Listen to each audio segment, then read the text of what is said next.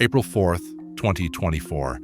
Another sunny morning in Fort Lauderdale, where 10,000 commuters surge across the city's old drawbridge and construction cranes tower 400 feet over downtown. Then, without warning, a $50 million crane begins its routine height extension. Its frayed cables, weakened by salt and time, finally give way. A worker falls 300 feet, steel crashes onto traffic. Multiple lives are shattered in seconds. How could maintenance, shortcuts, and ignored warnings bring this city to a standstill? In How a $50 million Crane Collapse Rocked Fort Lauderdale, we investigate the hidden pressures, neglected protocols, and systemic failures behind a catastrophe the industry should have seen coming. But what are the deeper patterns repeating nationwide? And who is truly responsible when disaster strikes? Downtown Fort Lauderdale, once defined by low-rise buildings and palm-lined streets, now bristles with steel and glass towers. Developers have poured billions into the skyline, chasing demand from new residents and investors. At the heart of this surge, city records show a steady climb in construction permits year after year, dozens of major sites all competing for a place in the sun. High-rise cranes have become as common as church steeples, each one a symbol of growth and a potential hazard looming over busy streets. On any given weekday, over 10,000 vehicles cross the Southeast 3rd Avenue Bridge, weaving through a maze of barricades and detours. The bridge itself opens up to 20 times a day for passing boats, halting traffic and compressing thousands of commuters into tight windows of movement. With so many people and so much steel packed into a few city blocks, one miscalculation can ripple through the entire urban core. Every minute of delay costs money. Every shortcut taken to keep projects on schedule raises the risk for everyone below. Developers face intense pressure to deliver projects fast. Rising interest rates, labor shortages, and fierce competition for tenants all feed the rush. Contractors juggle multiple masts, racing to meet deadlines while city inspectors struggle to keep up with the volume. When a crane goes up over a main thoroughfare, the stakes grow even higher. Any failure doesn't just threaten workers. It puts thousands of drivers, cyclists, and pedestrians in harm's way. This is the environment where routine maintenance can slip, where a frayed cable or a corroded bolt isn't just a technical detail, but a public risk hiding in plain sight. As the city's skyline climbs higher, the margin for error shrinks. What happens when the pressure to build fast collides with the need to build safe? For everyone passing beneath those cranes, the answer is anything but abstract. If you work construction, commute through a job site, or have seen a near miss in your city, what safety shortcuts have you witnessed? Drop your story in the comments below, and don't forget to like and subscribe for more investigations into the hidden risks shaping our cities. A tower crane doesn't grow taller by magic, it grows by force. The process is called stepping. Crews use a climbing unit wedged between the crane's mast and the turntable. This device, powered by hydraulic jacks, pushes upward with 8 to 12 tons of pressure, hoisting the entire upper section of the crane into the air.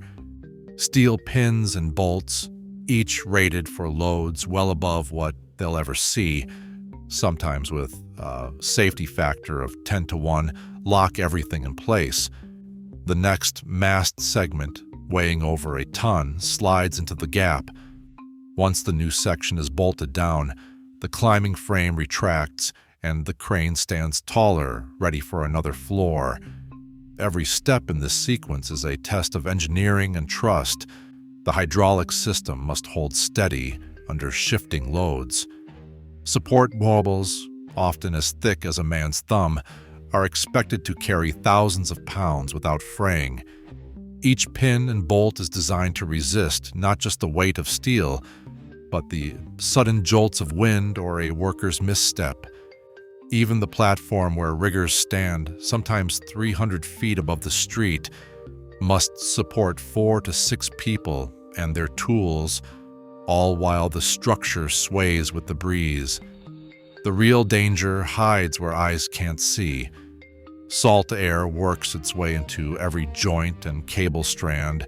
Especially near the coast, corrosion attacks from within, weakening steel long before it's visible on the surface. A pin that looks fine from 10 feet away might be riddled with cracks under a microscope. That's why OSHA and manufacturers require strict pre-step inspections, checking every cable, bolt, and hydraulic seal before the climb begins. Any missed detail can turn a routine operation into a disaster. Pressure mounts during the stepping phase. Schedules are tight, and every hour the crane is idle costs thousands. But the laws of physics don't care about deadlines. If a cable is weakened by just a fraction, or a pin is left unchecked, the load can shift in an instant. All the force that should go into lifting the crane finds the weakest link instead. When that happens, the results are catastrophic. Steel gives way and tons of machinery come crashing down. For riggers and site engineers, the stepping operation is the moment of truth. Their lives depend not only on the strength of metal, but on the discipline to follow every checkpoint every time. The margin for error is razor thin. In coastal cities like Fort Lauderdale, the risks are multiplied. What happens when maintenance falls behind or a shortcut is taken? The next section will show just how quickly things can unravel. Salt doesn't just coat the surface of steel. It seeps into every joint, every thread, every tiny flaw left behind by a rushed weld or a scratched protective layer. In Fort Lauderdale, the air is loaded with microscopic salt crystals, carried inland by the breeze and trapped by humidity that rarely drops below 60%. For tower cranes, this means the fight against corrosion is constant and losing ground. Materials engineers have measured metal fatigue rates up to 30% faster in coastal cities compared to inland sites. Every month, a crane stands near the ocean. Its cables and pins grow weaker, sometimes losing 40 to 60% of their original strength before the damage becomes visible. The real danger hides inside the cables. Each support cable is made of hundreds of steel wires, twisted together and hidden beneath a protective coating. On the outside, the cable can look fine, shiny even, but inside, salt and moisture start eating away at the core. Corrosion works from the inside out, turning strong steel into brittle, pitted wire that can snap without warning. Standard industry practice calls for these cables to be inspected and recoated every 18 to 24 months in a coastal environment. But that schedule is expensive, and every hour spent on maintenance is an hour lost to construction deadlines. Deferred upkeep is rarely a bold decision, it's a series of small choices. Maybe a supervisor signs off on a cable that should have come out of service at the last inspection. Maybe a maintenance crew stretches a protective coating cycle by a few extra months to save on costs. Over time, these shortcuts add up. A pin that should have been replaced after 2 years stays in use for 3. A cable that passed a quick visual check hides a core already weakened by rust. On the books, everything looks compliant. In reality, the margin for error is shrinking by the day. The economics of coastal construction push every player, contractors, crane owners, site managers, to balance safety against cost. Skipping a scheduled recoating or running a cable for one more project can save thousands in the short term, but the science is unforgiving. Once corrosion starts, it accelerates, especially in Florida's climate. By the time a crack or fray appears on the outside, the damage inside may be irreversible. The next section will lay out what happens when these invisible failures finally break through to the surface. OSHA investigators arrived on site within hours, clipboards in hand, as the last of the debris was cleared from the bridge. Over the next 6 weeks, they interviewed 47 people, riggers, supervisors, engineers, and even bystanders who heard the collapse echo across the river. The paper trail began to tell its own story. Maintenance logs from Phoenix Rigging and Erecting revealed skipped inspections and deferred repairs, with notations about cable and pin replacements pushed back for budget reasons.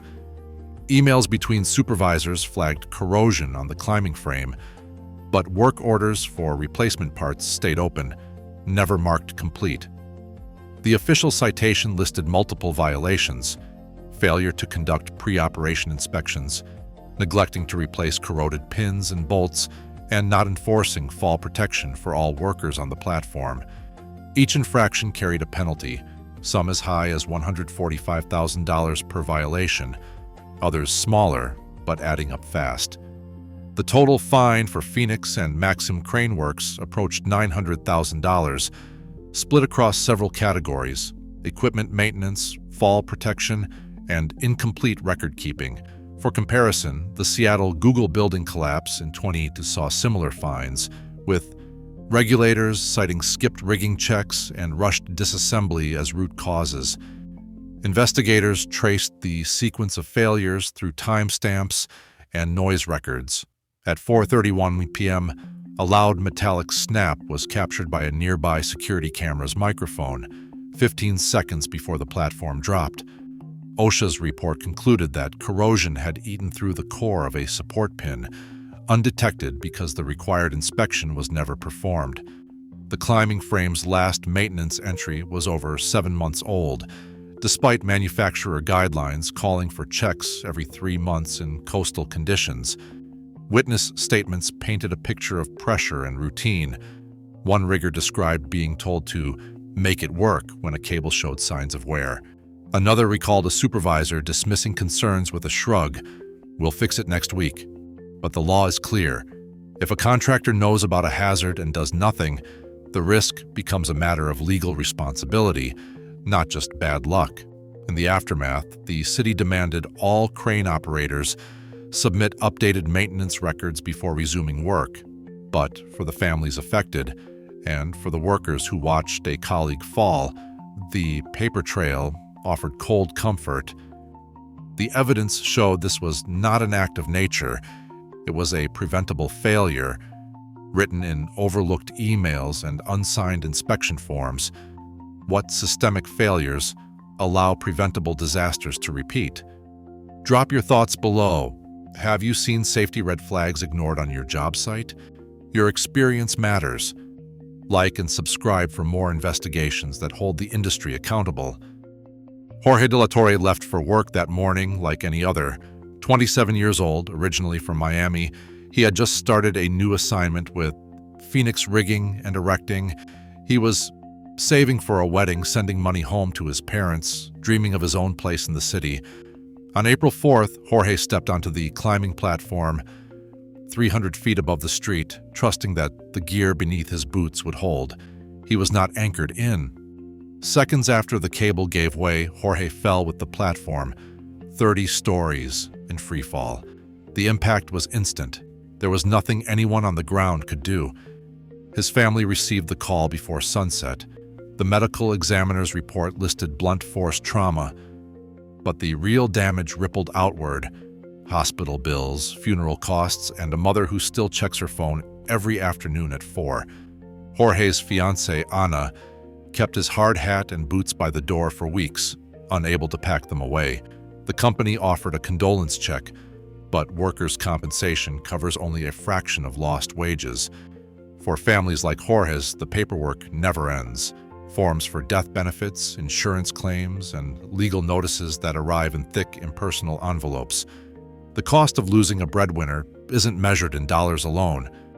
On the bridge below, Gemmalyn Castillo was riding home from her job as a teacher, sharing a Tesla with a coworker. She never saw the crane section coming.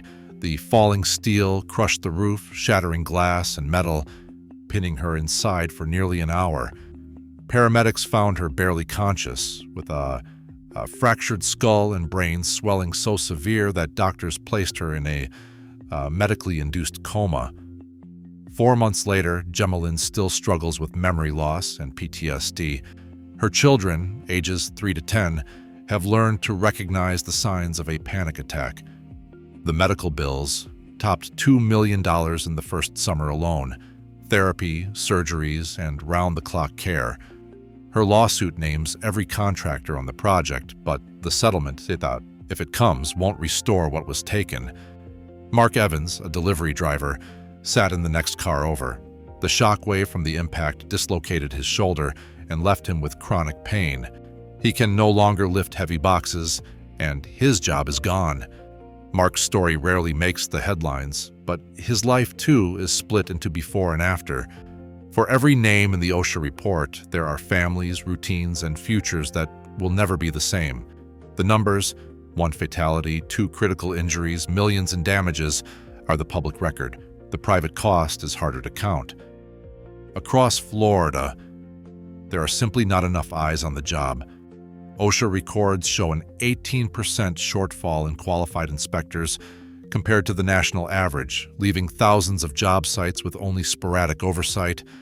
On a typical day, a single inspector might be responsible for more than a dozen active sites, each stacked with cranes, scaffolding, and hundreds of workers. The gap is even wider in non-union markets, where training can be as little as 40 hours for new hires, barely a quarter of the 160 hours required on union jobs. That difference isn't just a line on a resume. It's the gap between knowing how to spot a frayed cable and walking past a silent hazard. Technology is starting to fill some of the void. AI-powered cable monitoring systems, now used on a handful of high-rise projects, can detect 92% of internal wear and corrosion failures up to a month before a cable gives way. Ultrasonic sensors scan pins and bolts for hidden cracks. Some sites in the Netherlands, after a €25 million crane collapse, mandated real-time tension monitoring and automated safety alerts. The cost of these upgrades, about $20,000 per crane, sounds steep, but insurance data shows a single avoided incident saves millions in claims and lost time. In fact, contractors with poor safety records have seen insurance premiums jump 25 to 40% in just 2 years. For many, the math is simple: invest in prevention or pay the price when disaster strikes. But not every solution is high-tech. Some of the most effective reforms are as basic as more training and better documentation. European and Canadian standards now require certified third-party inspections every 6 months for cranes near saltwater and weekly fall protection drills, far stricter than most U.S. rules. Industry groups are pushing for federal law to catch up, calling for mandatory corrosion inspections and a national registry of crane maintenance records. Safety officers argue that closing the inspector gap and raising the bar for training will do more to prevent tragedy than any single gadget ever could. What about your experience? Have you ever seen a shortcut taken with crane maintenance or witnessed a near miss that could have been avoided? Share your story in the comments, and if you find value in these investigations, hit like and subscribe. The more we talk about these issues, the harder they are to ignore. For a deeper look at how overlooked maintenance led to disaster, check out our analysis of the Netherlands' €25 million crane collapse, linked in the full playlist. Real change starts with awareness, and with every worker who refuses to look the other way. On April 4, 2024, frayed cables and corroded connections brought a $50 million crane crashing down in Fort Lauderdale, just 15 seconds after workers reported a loud metallic noise. OSHA records cite skipped inspections, missing fall protection, and unaddressed structural defects as core failures. Investigators documented a 30% increase in metal fatigue due to coastal corrosion, with safety pins losing up to 60% of their strength before the collapse. Yet, key maintenance logs and internal emails remain sealed, leaving unanswered how long these risks were known to management. The collapse injured multiple bystanders and resulted in a 27-year-old worker suffering a traumatic brain injury, echoing patterns seen in previous U.S. and European crane disasters. Despite fines and new inspection mandates, an 18% inspector shortfall and inconsistent training continue industry-wide. The evidence shows that these tragedies are preventable when oversight, maintenance, and safety culture are prioritized. The Fort Lauderdale collapse stands as a documented warning. When cost-saving shortcuts override safety, lives and cities are left at risk.